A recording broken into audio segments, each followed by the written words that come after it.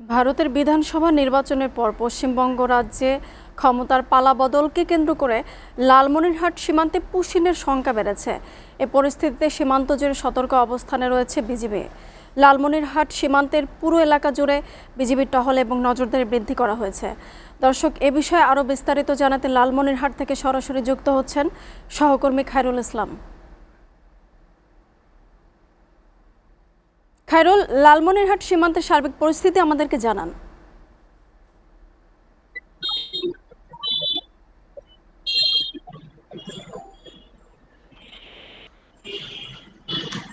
মুনিয়া, আপনি যেমনটি বলছেন, ভারতের পশ্চিমবঙ্গের বিধানসভা নির্বাচনের পরে বিধানসভা নির্বাচন অনুষ্ঠিত হওয়ার পরে কিন্তু ক্ষমতার পালাবদল হওয়ার পরে আমরা দেখেছি যে লালমনিরহাটের যে সীমান্তবর্তী এলাকাগুলো রয়েছে, অর্থাৎ এই সীমান্তের যে পাঁচটি উপজেলা রয়েছে, ৫টি উপজেলার সঙ্গে প্রায় ৯০ কিলোমিটার জায়গা জুড়ে রয়েছে লালমনিরহাটের সীমান্ত, এবং এই সীমান্ত এলাকা জুড়ে বিজিবি কঠোর অবস্থানে রয়েছে। বিশেষ করে ভারতের ক্ষমতাসীন দলের শুভেন্দু অধিকারীর যে কথাবার্তাগুলো ছিল তা কিন্তু সাধারণ মানুষের মাঝে, সাধারণ মানুষের জনমনে একটা আতঙ্ক সৃষ্টি করেছে। বিশেষ করে আমরা গতকালকে দেখেছি যে বুড়িমারি যে সীমান্ত রয়েছে, বুড়িমারি সীমান্তবর্তী এলাকায়, এবং এই বুড়িমারি সীমান্তবর্তী এলাকায় কিন্তু গতকালকে একজনকে পুশিট করার চেষ্টা করা হয়েছিল, তবে বিজিবি সেই পুশিটকে আবার ফেরত পাঠিয়েছে ভারতে। এছাড়া কিন্তু আমরা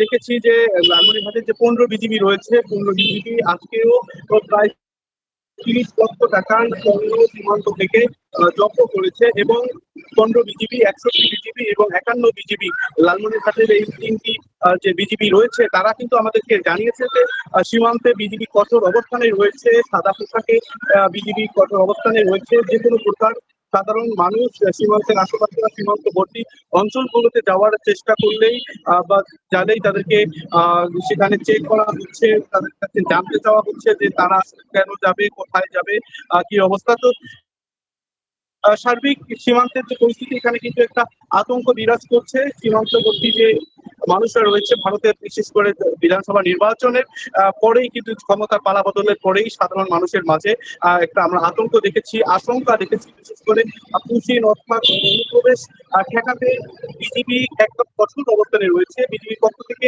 আমাদেরকে জানানো হয়েছে যে লালমনিরহাটের যে সীমান্তবর্তী এলাকাগুলো রয়েছে, সীমান্তবর্তী এলাকাগুলোতে কঠোর অবস্থানে রয়েছে বিজিবি, এবং যতক্ষণ পর্যন্ত মানে বিজিবির আগে যে টহল ছিল সেই টহল থেকে টহল বৃদ্ধি করা হয়েছে। তো দুনিয়া এই ছিল লালমনিরহাটের যে সীমান্তবর্তী এলাকায় ভারতের বিধানসভা নির্বাচনের পরবর্তী সময়ে, অর্থাৎ পুশিন ঠেকাতে কঠোর অবস্থানে বিজিবি। খায়রুল, আপনাকে ধন্যবাদ।